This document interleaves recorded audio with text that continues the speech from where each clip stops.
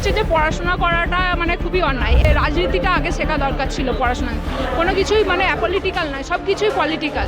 এই গভর্নমেন্ট আসার পর থেকে এই একটাই এসএসসি হলো, একটাতেই উনি দুর্নীতি করে ফেললেন। ওপেনলি নেতাজি ইন্ডোরে আপনারাও শুনেছেন, দাঁড়িয়ে বলছেন যে আগে যোগ্যদেরটা দেখি, তারপরে বাকিদেরটা দেখবো। বাকিদের মিনস টেন্টেড টিচার্স, মানে যারা অযোগ্য, যারা দুর্নীতি করে টাকা পয়সা দিয়ে পেয়েছে। তার একজন সিএমের পোস্টে থেকে আপনি বলুন তো, এটা বলা যায় কি? যায় না, কোনোদিনই যায় না। যে মেরেছেন আমাদের স্কুল টিচারকে, এটা অ্যাকচুয়ালি সমগ্র বাঙালি জাতিকে রাজ্য সরকার এই লাঠিটা মেরেছে। তো 7 বছর ওনারা কি ফেরত দিতে পারবেন আমাদের? আমি অন্য জব জয়েন করা তো সেটা পরের কথা। আর এটাকে তার মানে এটা কি হলো? অন্য মানে একটা করাপশনকে সাপোর্ট করা হচ্ছে। একজন সাধারণ নাগরিক হিসাবে কি পারবো এইরকম একটা নিজের রাজ্যে একটা করাপশনকে সাপোর্ট করতে? 2016 সালের এসএলএসটির সম্পূর্ণ প্যানেল বাতিল এবং তার দাবিতে একেবারে রাজপথে রয়েছেন শিক্ষক শিক্ষিকারা। তাদের ন্যায় বিচারের দাবিতে তাদের যাতে চাকরি তারা ফিরে পায় তার আন্দোলন চলছে। এই মুহূর্তে আমাদের সঙ্গে রয়েছেন আরামবাগ থেকে একজন শিক্ষিকা এসেছেন, কি বলছেন তার মুখ থেকে শোনার চেষ্টা করব। একেবারে চাকরি হারিয়েছে, কি বলবেন? দেখুন, আমাদের এখন মনে হচ্ছে যে পড়াশোনা করাটা মানে খুবই অন্যায়। এইটা একটা জিনিস বলুন, মানে জিনিসটা আপনারাও বোঝার চেষ্টা করুন। এটা আমাদের এটা একটা সিভিল কেস, এটা আমাদের আর পার্সোনাল কেস নেই। হ্যাঁ, এখানে যারা বেসরকারি স্কুলে বা কলেজে পড়তে পারবে না, সেই সব ছেলে মেয়ে আগামী 10-15 বছর পর পুরোপুরি মানে নিরক্ষর হয়ে যাবে। একটা কথা আছে, আমরা সকলেই জানি, education is fundamental rights in India. তাহলে মৌলিক অধিকার কেড়ে নিচ্ছে এই গভর্নমেন্ট, আমাদের ছাত্রছাত্রীদের মৌলিক অধিকার কেড়ে নিচ্ছে। এটা আমাদের ব্যক্তিগত সমস্যা নয়, দেখবেন কেসে লেখা আছে এটা একটা সিভিল কেস, ঠিক আছে? এটা কোনো ব্যক্তিগত ব্যাপার না। এই জিনিসটা আপনাদেরকেও বুঝতে হবে, সমস্ত বাঙালিকে বুঝতে হবে। এটা কোনো টিচারদের আর ব্যক্তিগত কেস না, এখানে সমগ্র বাঙালির এটা সমস্যা হয়ে দাঁড়াবে আগামী 10-15 বছরে। দিদি, সুপ্রিম কোর্ট তো বলেছিল যদি অন্য কোনো চাকরি করতেন তাহলে সেই চাকরিতে ফেরত যেতে পারবেন 3 মাসের মধ্যে। আপনি কি আগে অন্য কোনো চাকরি করতেন? না, আমি আগে অন্য কোনো চাকরি করতাম না। আমি আপনাকে বললাম আমি পিএইচডি করেছি যাদবপুর ইউনিভার্সিটিতে, তারপরে রিসার্চ অ্যাসোসিয়েটের পোস্টে ছিলাম। আমি পোস্টডক অ্যাপ্লাই করা জাস্ট সবে স্টার্ট করেছিলাম, তারপরে আর যাওয়া হয়নি এখানে জবেতে জয়েন করে যাওয়ার জন্য। এই চাকরির জন্যই আপনি যাননি? হ্যাঁ হ্যাঁ হ্যাঁ, একদমই তাই। নাহলে তো অ্যাপ্লাই শুরু করেছিলাম, চলে যেতাম আর কি। কোথায় যাওয়ার প্ল্যান করেছিলেন?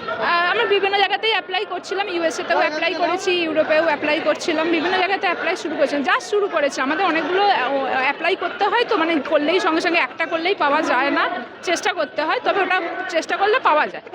এখন যে চাকরি হারা হলেন সেই জায়গায় এখন তো কোনো ভরসা দিতে পারছে না সরকার আপনাদের?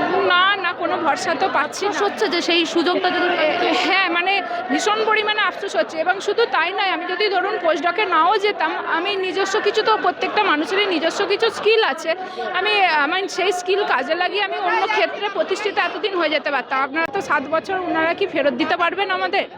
আমি অন্য জব জয়েন করা তো সেটা পরের কথা। আর এটাকে তার মানে এটা কি হলো? অন্য মানে একটা করাপশনকে সাপোর্ট করা হচ্ছে। একজন সাধারণ নাগরিক হিসাবে কি পারবো এইরকম একটা নিজের রাজ্যে একটা করাপশনকে সাপোর্ট করতে? কখনোই পারবো না।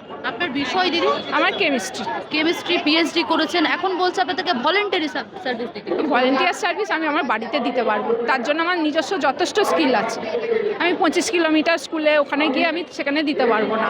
আমার নিজের এলাকাতেও অনেক দুস্থ ছেলে মেয়ে আছে, আমি তাদেরকে ওখানে দিই বা দিতেও পারবো, আগেও দিয়েছি বা ভবিষ্যতে দেওয়ার পরিকল্পনাও আছে আমার।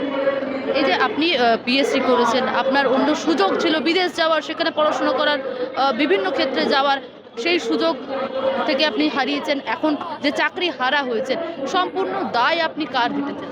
দেখুন, আমরা সবাই বলি আমরা অ্যাপলিটিক্যাল, কিন্তু আমার এখন এসে মনে হচ্ছে রাজনীতিটা আগে শেখা দরকার ছিল। পড়াশোনায় কোনো কিছুই মানে অ্যাপলিটিক্যাল নয়, সব কিছুই পলিটিক্যাল। তো আমি এর দায় পুরোপুরি রাজ্য সরকার তথা শিক্ষামন্ত্রীর উপরে আমি পুরোপুরি দায় বর্তাচ্ছি, এবং অবশ্যই এসএসসি, সবার আগে এসএসসি এবং তারপরে রাজ্য সরকার। কারণ উনি চাইলেই এটা পারেন, ওনাকে সেরকম ইনস্ট্রাকশন দিতে। এত কিছু সমস্যা এতদিন ধরে চলছে, তবুও ওটাকে তিনি দিনের পর দিন মানে সাপোর্ট করে যাচ্ছেন। ওপেনলি নেতাজি ইন্ডোরে আপনারাও শুনেছেন, দাঁড়িয়ে বলছেন যে আগে যোগ্যদেরটা দেখি, তারপরে বাকিদেরটা দেখবো। বাকিদের মিনস টেন্টেড টিচার্স, মানে যারা অযোগ্য, যারা দুর্নীতি করে টাকা পয়সা দিয়ে পেয়েছে।